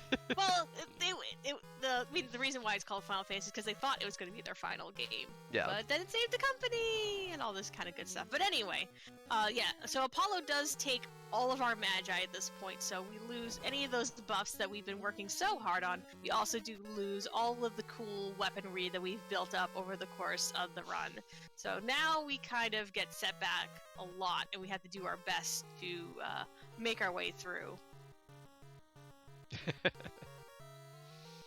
Had to get a good MIDI version of that, Paul, so they could actually play on the Game Boy sound chip. So like Inven said, we're basically there's lots of really good loot in this dungeon. One of the things that I kind of mentioned, if you want to play this super duper safe, is you can pick up an Excalibur sword, which you can sell for basically the same amount as the Arthur armor, in case you are really bad on your money round. But we don't need that at all today. Yeah, doing just one human makes it really easy to stay on money route. It leaves you with 36,000 leeway, pretty much, that you don't have to worry about having. Headbutt gets replaced with Karate. Even though that agility says 99, it actually, that's just the display limitation. It does actually get higher and higher than that. Oh yeah, you started putting Flare next to Cure. Oh, I didn't mean to. That's just however my thumbs decide to behave. That's not strategy. It's faster. Oh, okay, good. I don't Yeah, mean for it to be. I just push buttons. Well, because then you don't have to skip over the Hecate boots. We do try to Stone Gaze again, because Stone Gaze will land on this jerk 60% of the time, and if so, well, we save a ton of time. Like the 2 on the side of it, by the way, indicating this is Warmac Mark II. Little reference to Final Fantasy 1. Let's see how well we're going to do with it. Second try. Yay! There we go. That's what we like to see. Yep. We get that 78th Magi heart. Shoutouts to Captain Planet fans. You thought fire, ice, power, speed were cool. You thought having a winged horse that you can summon is cool. No. What's cool is the power of love. Well, heart is actually a big safety strat, especially for when we're working with this sort of monster-human hybrid route, there's a chance during the next fight that we're going to have with Apollo that he can get really close to wiping our party. So what we're going to do is we're going to put Heart on. Do you like to put it on your main monster or your secondary monster? I like to put it it on my main monster. I put on my eyeball, yeah, my main monster, Yeah. because my other monster does not quite have the HP to stand up to some of the ruder attacks during that fight, but we should be fine to survive a good flare or Masamune swing with our Watcher. Right. So yeah, Apollo's boss fight is very tightly scripted the way we play it. All you have to do if you're playing the game casually is just have to survive enough rounds. But because we're using weaponry that does a set amount of damage, we'll be able to get around his Aegis shield and hopefully take him down at the earliest possibility. Yeah, this is the one fight in the game that's significantly easier with 2 humans because you can slap a second laser beam on that human and get an extra 300, 400 damage around building up to the end of the fight. Our poor Chameleon is not actually going to be doing any work this fight at all. It's just going to be sitting there, maybe take a Masamune swing for us if we're really lucky, but otherwise not doing anything. Yeah, we're really hoping that the Chameleon's just going to die. Yeah. Because then it means we don't have to enter any commands for them. Good. No need to heal up. We're still maxed out, and here we go. Yes, Solo? Yes, I just wanted to say we're if I can do the math correctly, I think we found out from RPGs that I can't apparently math. It's a good thing I run no math, huh? It's about 128 dollars away from our goal. So if you guys, like I said, if you guys have a few dollars to spare, it does help out. Again, we're supporting Go Rescue, a non-profit organization that helps homeless dogs, recover and find new homes. Again, since they are a non-profit organization, they kind of, aren't able to. They all the money that we are sending in is 100% supporting them. So, like I said, just a few dollars can help out a lot. Anyway, sorry for interrupting. No. That's what we're here for. We're here the marathon. It is a fundraising marathon. We're not just here for the games. We're here for the puppies. So. Puppies. So, and also this boss fight, like I said, is pretty scripted. Right now, Apollo is currently gloating to us about how good all of his attacks are. We just had the music cue change? Mm-hmm. Okay, cool.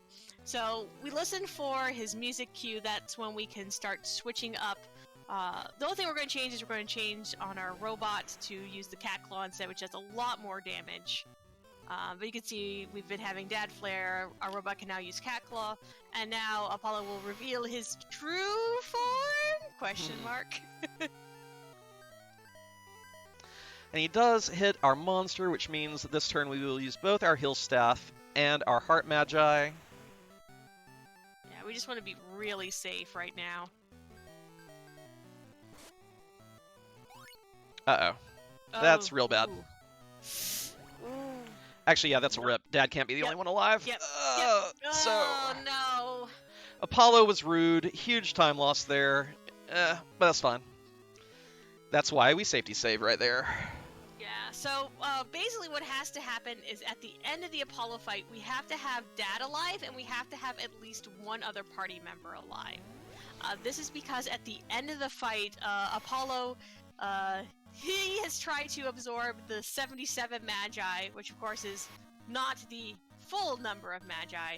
It renders his ascension to godhood incomplete, and he starts to melt and then explode. So we need Dad alive at the end, because Dad will tank the explosion for us, and we have to have at least one other party member alive, so that way they can survive the explosion. So unfortunately, and like I said, this is just because Apollo can just sometimes just be mean to you for this fight. Trust me, that's what happened to me during the marathon earlier this week. Apollo got me down twice, and I had to go through his fight 3 times. So, Yeah, and it's kind of funny because, yes. like, we can even, like, Dad could even die. Like, if Dad dies, that's fine. We'll get as long as our robot's still at full health. But if Dad's the only one standing, well, he can't tank it all for us at that point. Yeah, so that's why we have the heart as our sort of backup, but in this case, just wasn't quite enough because Apollo. Usually, what I do in Ven is usually after. So his first turn, he's going to use Masamune. Now I'm going to bring up my heart and my heal. Best part is missing with your cat claw on top of that. So rude. Oh, super rude. Yeah. Anyway, Dad heals. We'll even use the Heart Magi for extra safety. Yeah, just because that flare can wipe parties. All right, can we get a We little? should be safe now. Yeah, I'm still gonna keep. There we go. Okay, good. We're fine now. Good. Masamune all you want. And now, next turn he'll explode, so we'll just run away so we take no actions. We do nothing. He's melting. Love the little eyeball hanging by a stalk. That is actually a very impressive, like, that they are allowed to keep that sprite in the English version, I have to say. I do like that part where Dad fell. Right on. What? And now we're like, you know, even if the world's destroyed, whatever. We love our dad. Let's bring him back to life. He's like, darn kids. And so we've combined all 78 magi together, and they have formed together into the goddess Isis, who has telepathy and healing powers and all this kind of stuff. But the world is currently about to kind of collapse in on itself, and we have to go with Isis and make our way down into what we now call the Gauntlet. And of course, you know, she understands we can't trust anyone who's more than one tile tall, so she shrinks down so we can count on her. And we are going to count on her. Isis is basically going to win the vast majority of these fights for us. Absolutely. Isis obviously has some of the best stats in the game. She also comes equipped with a fully powered flare spell. So she'll be able to go through and pretty much wipe the floor with most of the enemies here. Not all of them. There are a few that will take more than one flare to bring down. And we hate them, because they ruin Yes. PB attempts if you fight too many of them. But I just went to go and look at her stats, and she does have all 99 of all stats. So yes. Oh, so you're now a squid? Yes. Not Is quite there the a monster I'm looking for, but maybe we'll get to a good one before too long. Also, I'm using my next to last flare. Never mind. I'm using it because my robot is amazing. Yay! Go, robot, go. So now our chameleon is pretty much at the mercy. Well, what is now a squid is at the mercy of RNG. We are basically going to eat meat all the way down until we reach Fenrir. We're going to be hoping that we're able to land on a decent monster, so that way when we eat the Fenrir meat, we'll become one of our preferred monsters. There are all these different evolution charts that exist, and we've kind of gone and filled them in. Rock, I don't think Rock is one of the ones we Nope. want to be. One thing is We do not. ROC instead of ROCK would be one, but not quite what we're looking for. And this is my least favorite monster. Musashi has up to 2,000 HP and will always survive at least one flare. So come on, Cat Claw. There we go. Clean that jerk up. Yeah, we do not like seeing. It's Musashi. It's the T-Rexes. You can keep Giant Toad. We do know that one. Yep, it will give me... You know, I've gotten that one so many times. That one will give me a Byaku, which works. But at the same time, I might keep eating. We might try to mix it up this run, see if we can get something a little funkier. I am all in on Kraken. I am a little sick of Byaku at this point, so we'll see if we can get something more interesting. Ooh. And again, we're referring to these sort of tier 5 monsters that are only available at the very bottom of this dungeon. Yeah, you can't get more than 2 tier 5 monsters, because you can only get those by eating the Tianlung and the Fenrir meat just a little ways down here. And luckily, we have 2 monsters, so we're going to hope that we can get good ones for both of them. Our primary monster, which right now is the Watcher, we have controlled their evolution, so we know exactly what they're going to become. Yeah. For the secondary one, we're willing to roll the dice and see what we get. Ooh, maybe. Anyway, we have to use these elixirs periodically to restore Isis's flare charges. You don't want to get caught in a fight without... Oh, hey, we don't really need to heal the rest of the team. Good. These meats are always guaranteed. We just safety save here so we can fight smaller mobs and make sure everyone... Well, notably the monster that needs the meat survives the fight. Yes, this is Tianglong. This is one of our 2 sort of super monsters we're going to be fighting on the way down here. We'll get our meats. Beautiful. And our Watcher will now become a Madame Butterfly. So Madame Butterfly is a... well, not the strongest monster. It has some really good skills. The most important skill that it has is Absorb.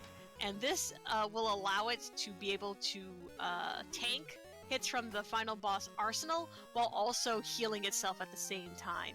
And there's plenty of runs that have like come down to... Ooh, slept near me.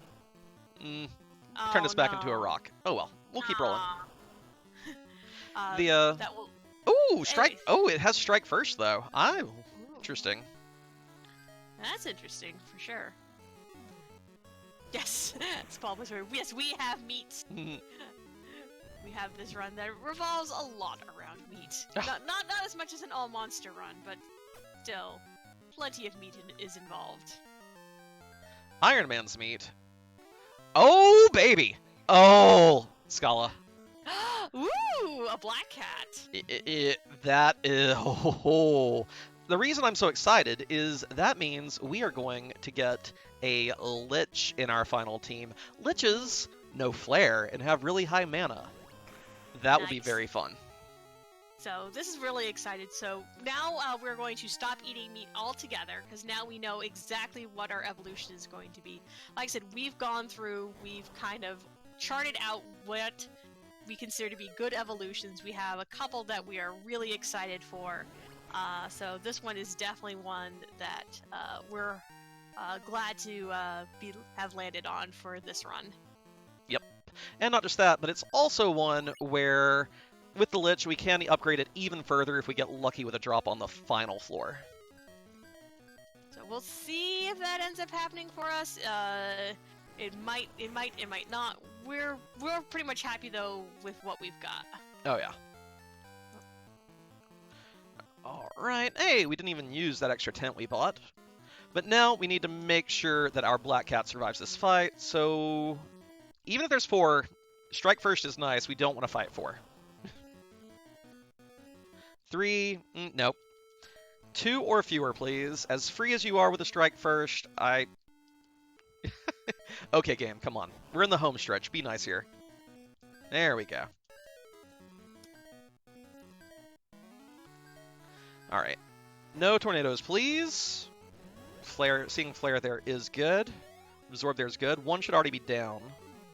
Oh, Tusk. Tusk is beautiful. Tusk is definitely what we want to see.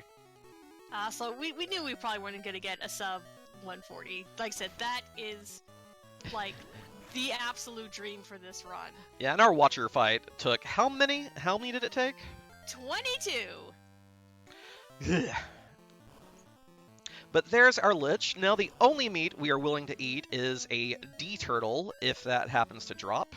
And yeah, so if we get that, we'll eat it and get ourselves an Astaroth, the ultimate demon. If not, whatever. So we're looking just for the turtles then. Yeah. But we're happy to be a Lich. Oh yeah, having 2 doses of flare here, just to clean up, like even if we see a Musashi now, we should be able to wipe them first turn every turn. We get to look like a cute little pirate skeleton. Mm-hmm. They have such jaunty hats. I love their little hats. They're so cute. Yeah, you can cast fog. No one wants to cast fog. Oh, and what's even better there, our Lich went before Isis did, so we don't have to worry about elixiring up Isis right now. Ooh, that is also very nice. The nice thing about having the spare tent is I don't have to scroll all the way down to an elixir after our next Isis use of Flare. Oh.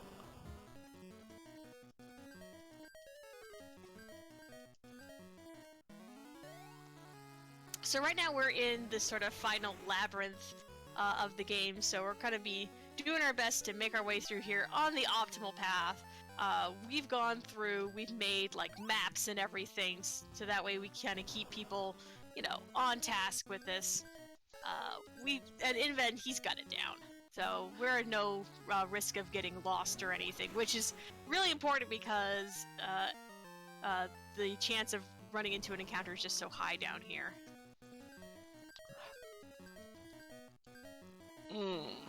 So, did we- no, Are I mean, we on a were we okay?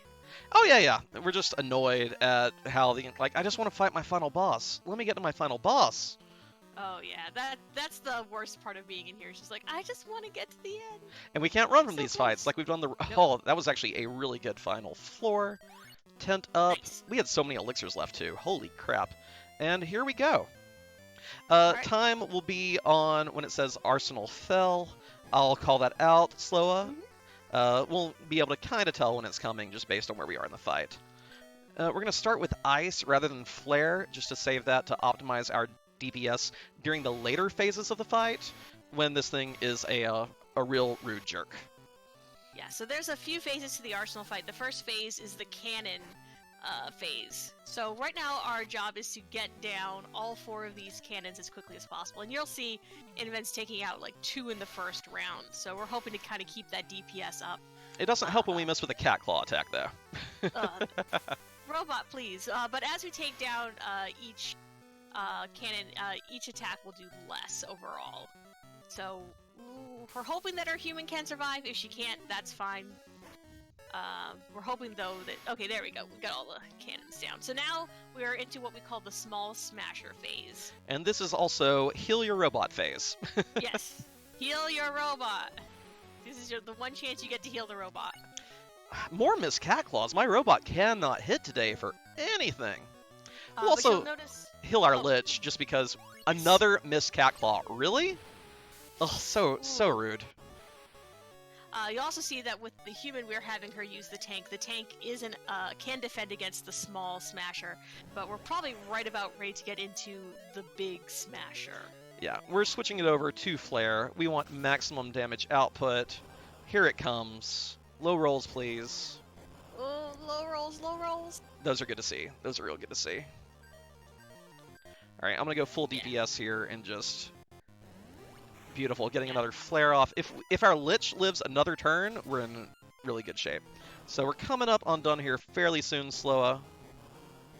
Oh yeah, everyone lived. Hopefully this round will do it. Maybe one more after this. I'll call it. Okay, our robot will probably die here, so it should be at least one more round. Yeah. Alright. All comes down to one butterfly. Come on, one floaty boy, one floaty boy. Oh, so close, so close. Could still wipe here with bad luck, but... We're hoping Time. we don't. GG! I was really nervous there. If it decided to Alright. smash again before my butterfly could take a turn, it could have just been completely Alright, rip run. I'm waiting to see the time It's come up. currently a 1:46:15 is what the time is. Hey, not bad. I will take that. Again, especially with how long our Watcher grind took, coming in under that 1 hour 50-minute estimate. And yeah, thank y'all for the GGs in chat. Thank you. I believe I actually stopped it like a second early, so it's probably a second late, so it's probably like a 15, but either way, it's about the same time. Yeah, it's not a Yeah. PB or anything, so it's all good. But yeah, Yeah. I'm Invenerable. On comms with me with Scala Kitty, who got me into running this game. Thank y'all for having me. Yeah, And it's a lot of fun. yeah, hope the marathon keeps going well, and make sure y'all throw your money in to give those dogs homes. Absolutely. Do it for the puppies. And Sloa, thank you again. You're doing such good work and such hard work on this. Mad props to you, dude. Thank you again. Thank you so appreciate it. much.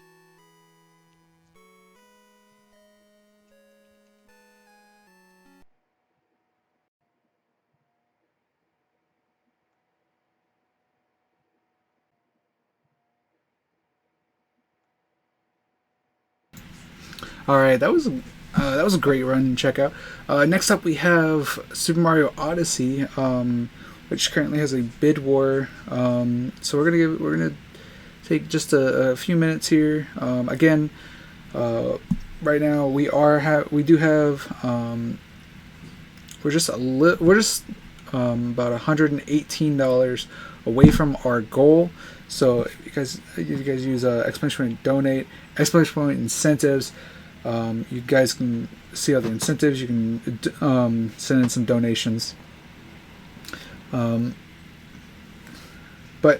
we also have exclamation point feedback going on right now. I like to try to get a little bit of feedback early. So if you guys been around for most of the marathon, at least a little bit of the marathon, please give us some feedback. We'd like to know what we did good, what we didn't do good. I know we've been having a little bit of issues. That's mainly with disconnections and stuff like that. That's because one of our restreamers is having a lot of trouble. There's not much we can do about it, unfortunately. I really wish there was. But get some music on for you, and we'll get the next run out for you.